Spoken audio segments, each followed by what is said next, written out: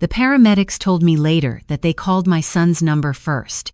It was listed right there on my emergency contact card, the one I'd kept updated in my wallet for years. They called it once, and it went to voicemail. Then they called again and again. 39 times over 2 days, my son's phone rang from a Hamilton hospital, and 39 times nobody picked up.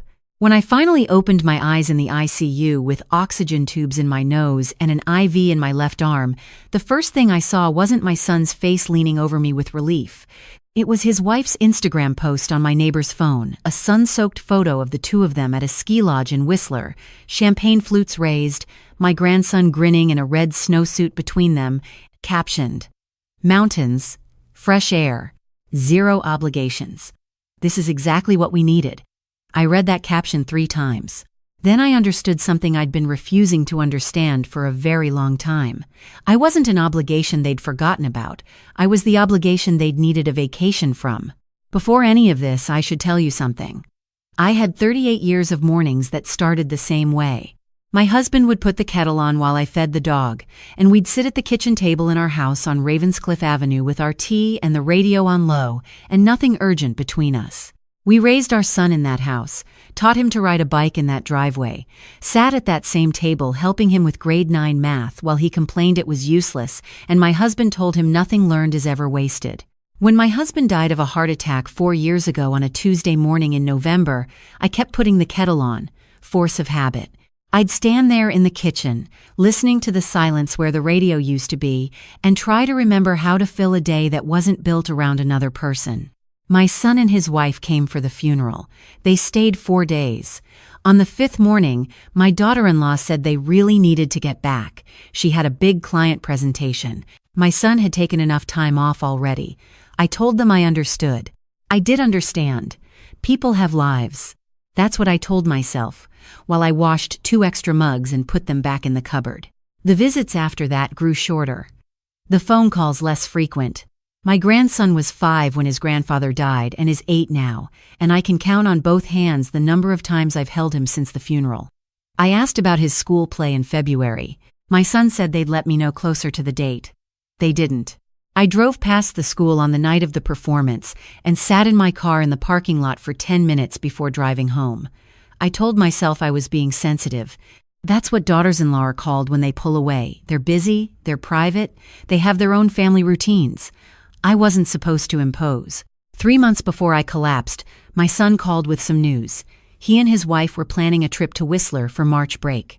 His wife's parents would be joining them, her mother, her father, her sister's family. A big group.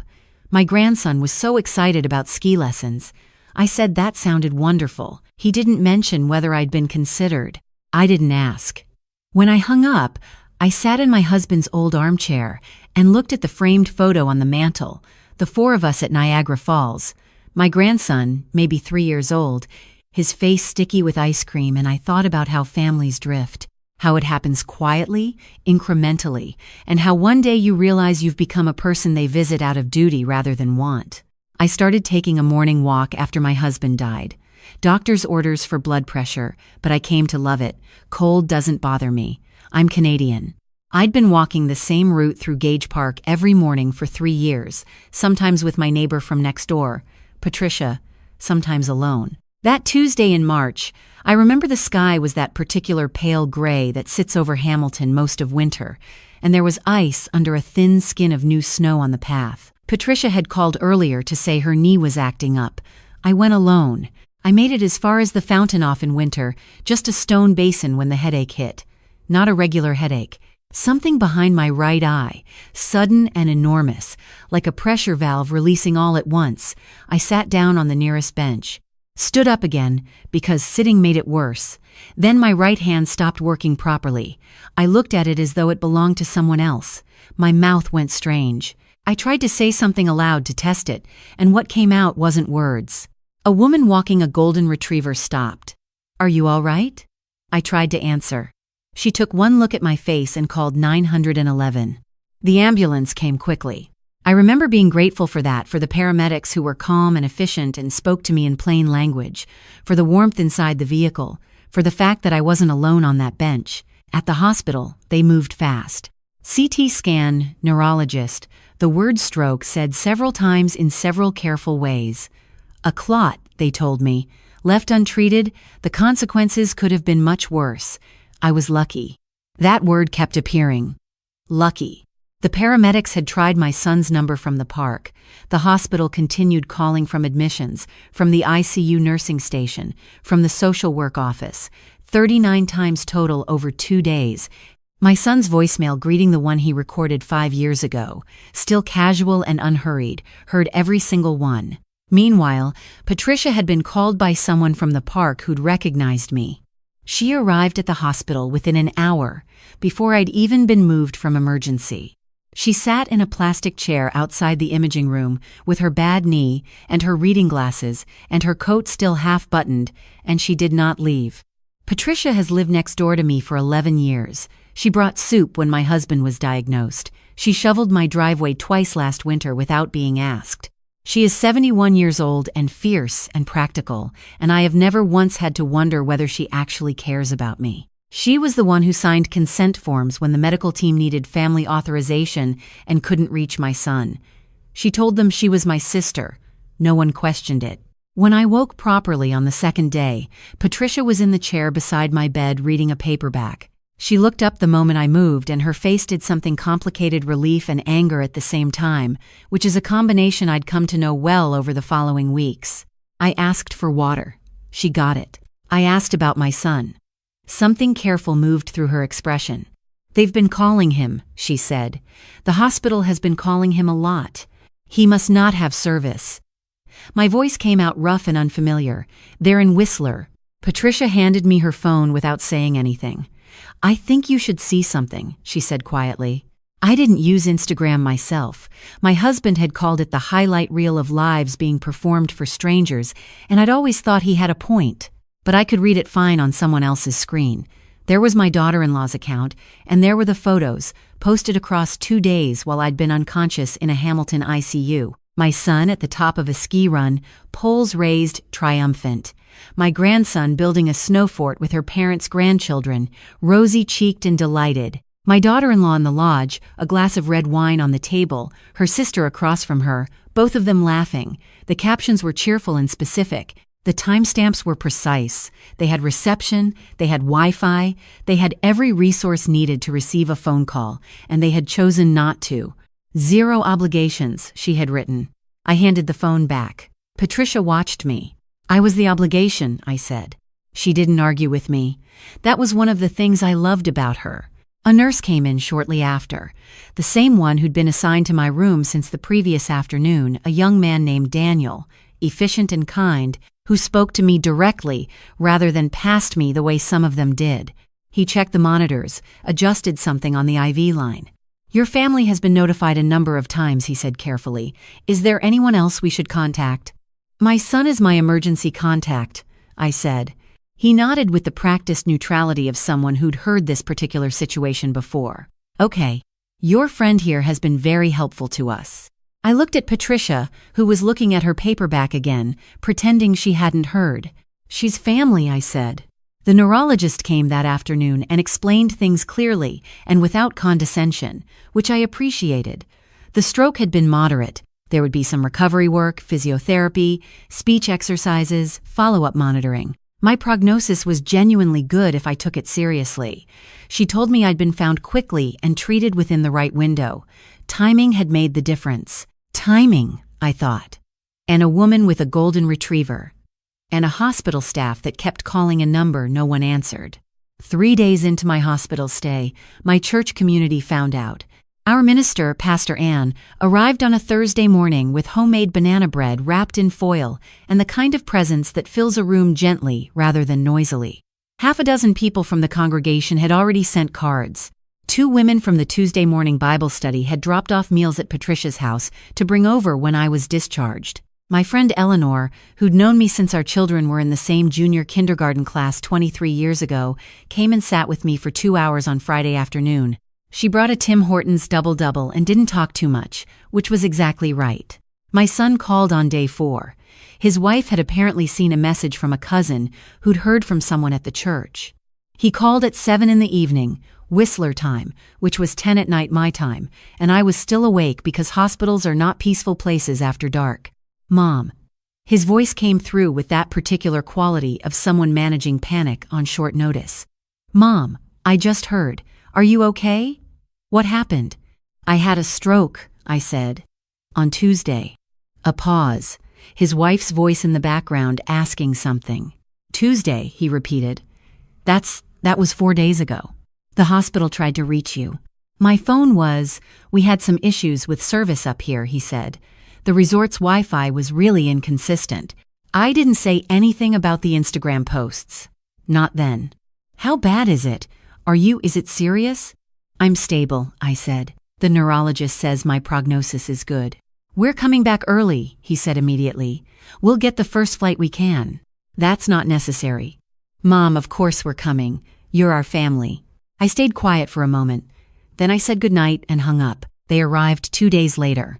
My son came into my hospital room with his coat still smelling of cold air from outside and his eyes moving quickly over the machines and the tubes, cataloging damage, assessing the situation. My daughter-in-law was behind him, holding my grandson's hand. My grandson was the only one who moved naturally. He came straight to my bedside and said, "Grandma, you're in a real hospital." And I said, "Yes, I was." And he said, "That must be scary." And I told him it had been a little bit, but that I was much better now. My son sat in the chair Patricia had occupied for days. My daughter-in-law stood near the window with her arms folded, not unkindly, but not warmly either. She asked how I was feeling. I told her. She nodded. She checked her phone twice in the first 10 minutes. My grandson wanted to know if I'd pushed any of the buttons on the bed. I told him I'd pushed the nurse call button once by accident. He thought that was very funny. My son asked about the treatment plan. I explained what the doctors had told me. He nodded seriously and said he wanted to speak with the neurologist directly, which was fine, though the neurologist had been speaking with me directly for 4 days already. My daughter-in-law mentioned that her mother had recommended a specialist in Toronto they'd read about online. I told her my care team here was excellent. After 40 minutes, my daughter-in-law said they should let me rest. My son squeezed my hand and promised they'd be back the next day. My grandson gave me a careful hug, the kind children give when they've been coached about hospital visits, gentle and deliberate. At the door, my son turned back. "We're glad you're okay, Mom." The door closed. Patricia, who had come in just after them and sat quietly in the corner, waited until the sound of their footsteps faded. 40 minutes, she said. Not a statement, not quite a question. I know. After I was discharged, I went home. Patricia and Eleanor helped me settle in. My son had offered to have me come stay with them for the first couple of weeks, which I had declined. The recovery exercises required consistency and a certain amount of quiet. And their house was neither quiet nor consistent. My daughter-in-law worked from home most days. My grandson was in a phase of enthusiastic percussion on any available surface, and there was an energy in their household that I found, even in good health, subtly exhausting. My own house suited me. Patricia was next door. I knew where everything was. The phone calls from my son became a daily rhythm for about a week. Then every other day. Then sporadic. He was busy. His wife's project at work had hit some complications. My grandson had swimming lessons on Tuesday evenings and hockey on Saturday mornings. I understood. I kept the physiotherapy appointments. I did the exercises. I ate carefully. I went to bed at a reasonable hour. I was, by any clinical measure, recovering well. Then, about 3 weeks after coming home, Eleanor called me on a Sunday afternoon, sounding the way she sounds when something is bothering her and she's trying to figure out how to say it. "I need to tell you something," she said. "I've been going back and forth about whether to bring it up." "Just tell me," I said. "Your daughter-in-law called me last week. Out of the blue. We've barely spoken in years, you know how it is. She was very friendly at first. Asking about how things were at the church, how I'd been. Then she started asking about you. What kind of questions?" Eleanor paused. "Careful questions. Whether you'd seemed forgetful lately, whether you'd had any confusion about dates or times, whether you'd ever mentioned feeling unsafe in the house alone." I sat down in my husband's chair. "I told her you were perfectly sharp," Eleanor continued. "Better than me on most days, frankly, but she kept pushing. Had you repeated stories? Mixed up names? Had I noticed any decline since Robert died? I told her no, none of that. And then she asked me not to mention she'd called. Said she didn't want to worry you. After we hung up, I stayed in the chair for a while. Then I called Patricia. Has anyone contacted you? I asked.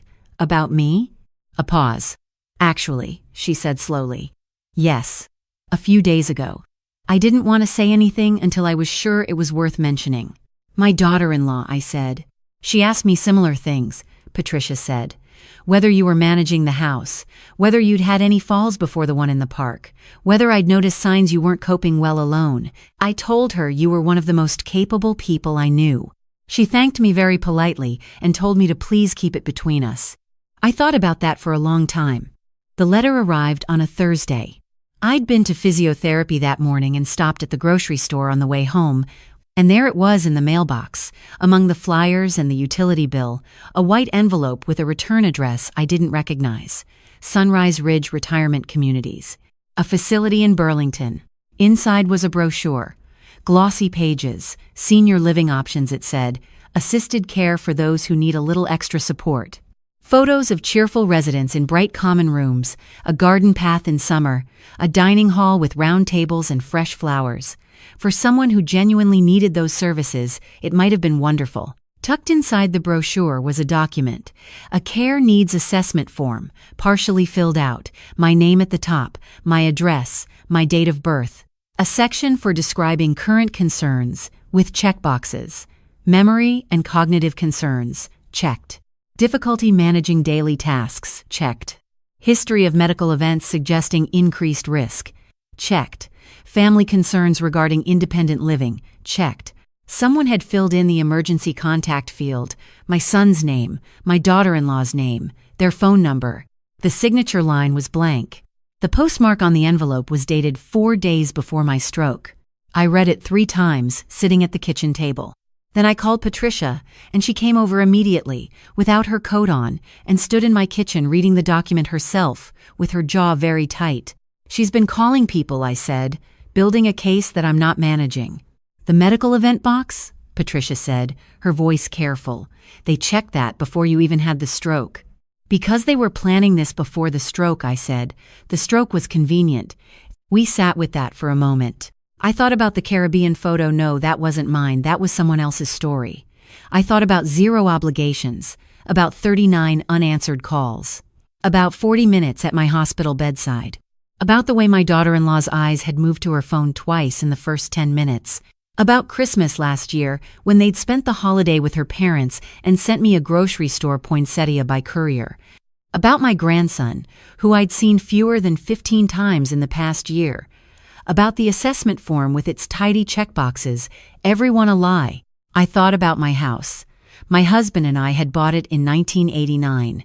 We'd renovated the kitchen in 2004. In the current Hamilton market, it was worth somewhere between $750,000 and $800,000. My RRSP had been conservatively managed since my husband died and was in good shape. I had CPP and my teacher's pension from 31 years in the classroom. I was not wealthy. I was comfortable, and someone had decided that comfortable was worth pursuing. I had a meeting with my lawyer the following week. Her name was Mrs. Okafor, and she had handled our wills and estate planning for 12 years, first for my husband and me together, then for me alone after his death. She was precise and unhurried, and had a way of listening that made you feel the full weight of what you were saying was being received accurately. I put everything on the table. The unanswered calls, the Instagram posts, the phone calls to Eleanor and Patricia, the brochure and the assessment form, the blank signature line. She listened without interrupting. When I finished, she was quiet for a moment. I've seen variations of this before, she said. Adult children assessing a parent's decline or perceived decline in connection with concerns about estate assets. Sometimes it's unconscious. Sometimes it isn't. In this case? She looked at me. The form was filled out before the medical event, you said. The property questions were included. She paused. That suggests some degree of planning. I want to change my will, I said. Completely. She asked if I was certain. I told her I had never been more certain of anything since the day I chose teaching as a career and my husband as a life partner, in that order. We spent 2 hours going through it. My grandson would receive an education trust $120,000 managed by Mrs.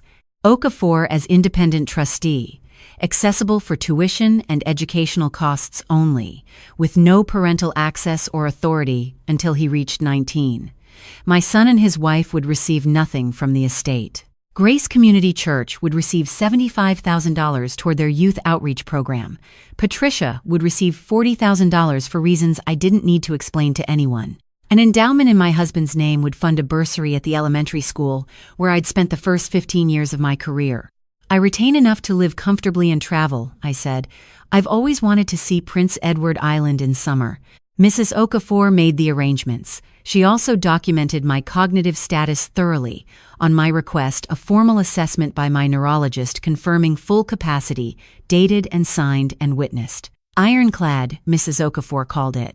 Hard to challenge without looking desperate, which has costs. I called my son on a Thursday evening and told him I needed to update my estate documents after the health scare, completely routine, nothing alarming, and asked if he and his wife could come to Mrs. Okafor's office the following Tuesday at 2 o'clock. I said I wanted them there. I didn't say why. His voice was immediately attentive. Of course, he said, we'll absolutely be there. His wife called me back within the hour. We're so glad you're being proactive about this, she said. It's really important after something like a stroke to make sure everything is in order. She had a way of speaking about serious things that was somehow both warm and transactional. Is there anything we should prepare in advance? Any documents you'd like us to bring? Just yourselves, I said. They arrived at Mrs. Okafor's office on Tuesday in work clothes. My son in a gray blazer, his wife in the kind of blazer that signals a person considers themselves business ready. My grandson was not with them. School couldn't be disrupted, my son said.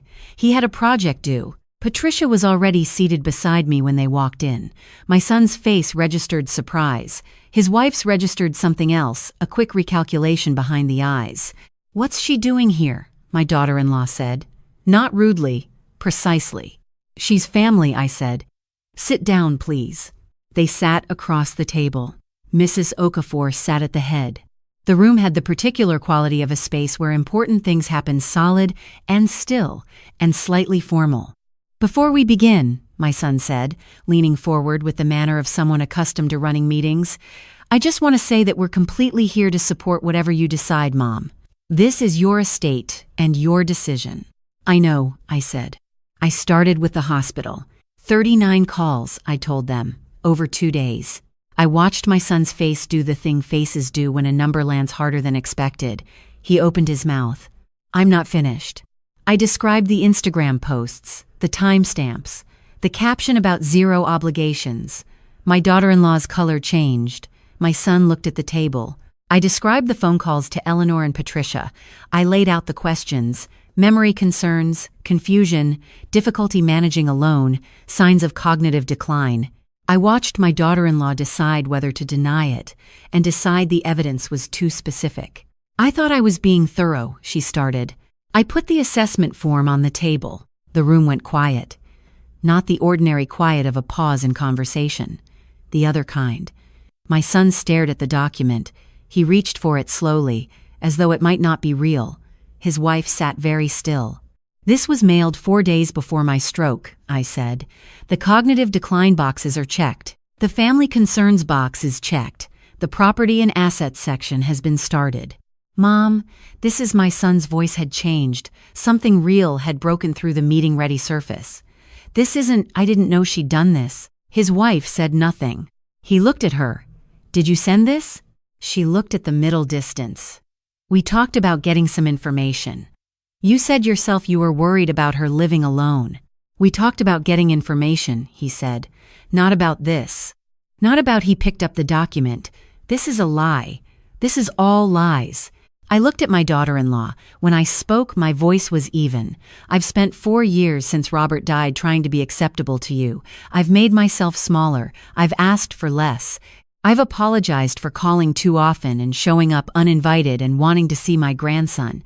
I convinced myself that your distance was about being busy or introverted or just private. I was wrong. It was about this.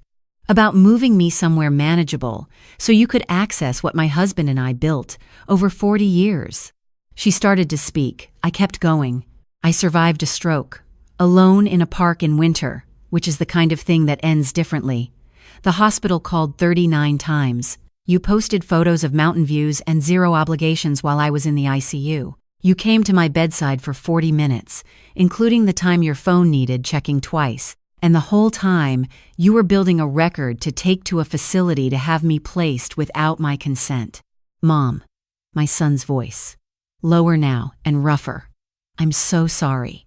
I didn't know how far I should have. I should have been there. His voice broke slightly at the end of that sentence, and I believed him, at least in part. I believed he hadn't known about the form. I wasn't sure that made the 39 unanswered calls easier to understand. Mrs. Okafor opened her file. The revised will left my grandson his trust. It left Patricia her acknowledgement. It left the church and the school their contributions. It left my son and his wife nothing from the estate. My daughter-in-law stood up before Mrs. Okafor finished reading. You can't do this over one misunderstanding, she said. The form I was trying to plan ahead, that's all. That's responsible. You're punishing your son for something I did. I looked at her. I'm not punishing anyone. This is what happens when trust is gone.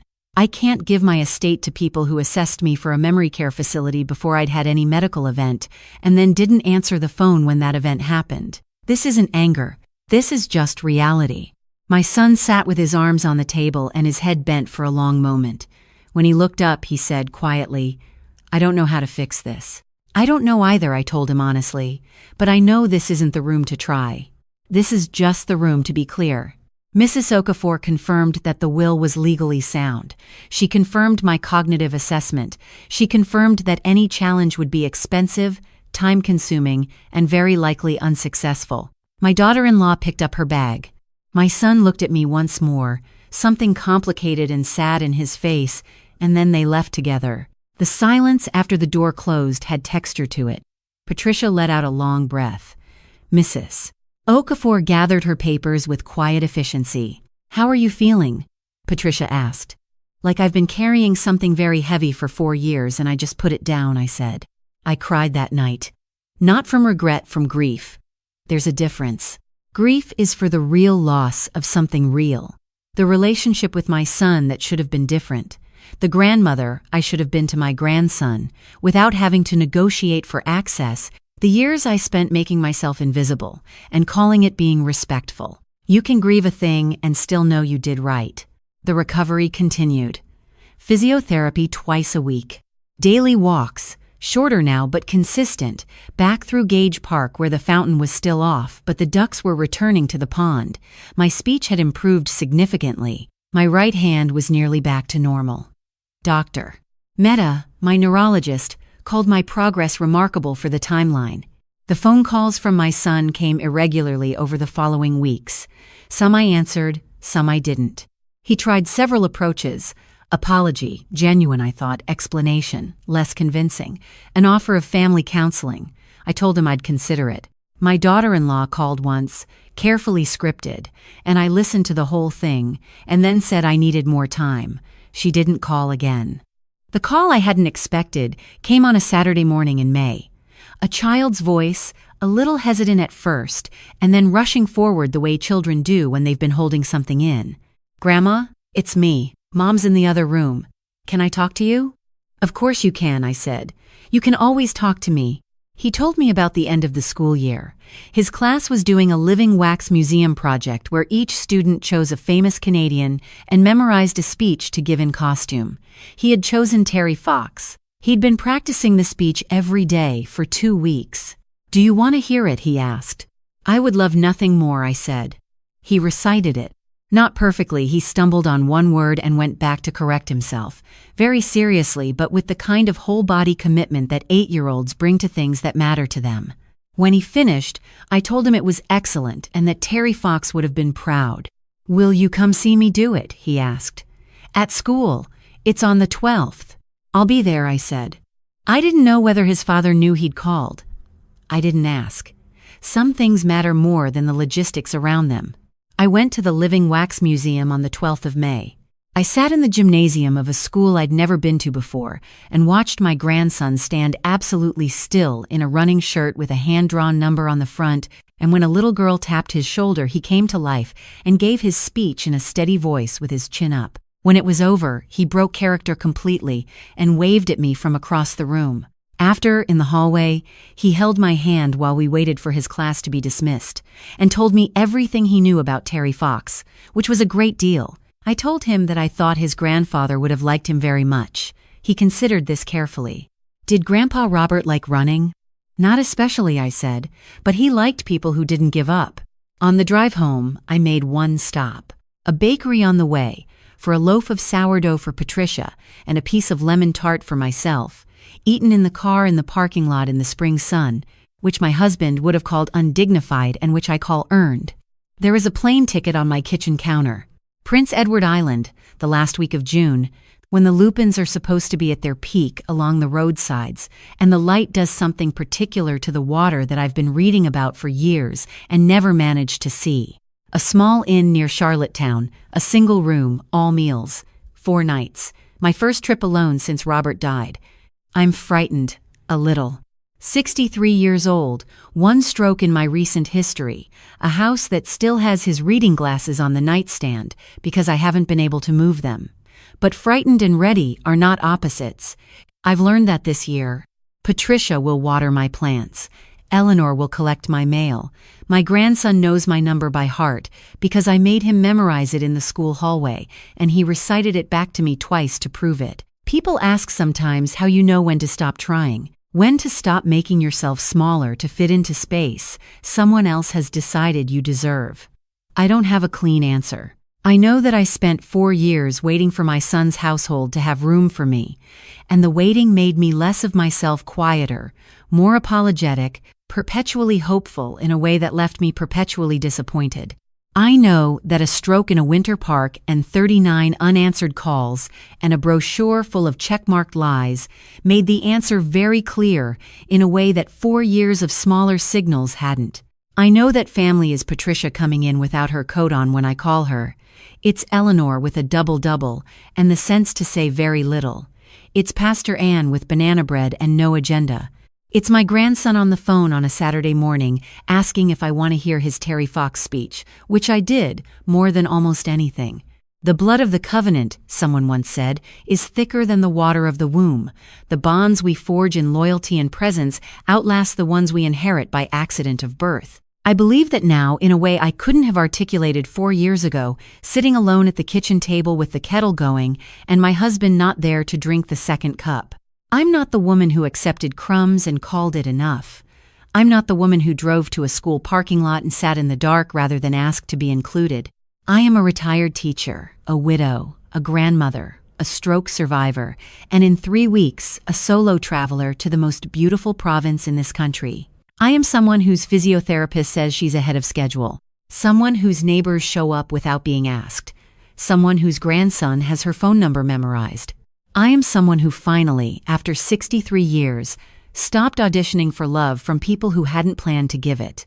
If this story reached something in you, if you felt invisible in a family that was supposed to see you, if you've made yourself smaller and called it love, if you've accepted apologies instead of change, I want you to know it's not too late. It wasn't too late for me at 63, with a stroke in my medical record and a house that was almost taken from me. It is not too late for you. The lupins will be blooming in Prince Edward Island. I'll see them for myself this June, and when I come home, I'll sit in Robert's chair and put the kettle on, and the silence won't be empty. It'll just be quiet. And I've learned the difference.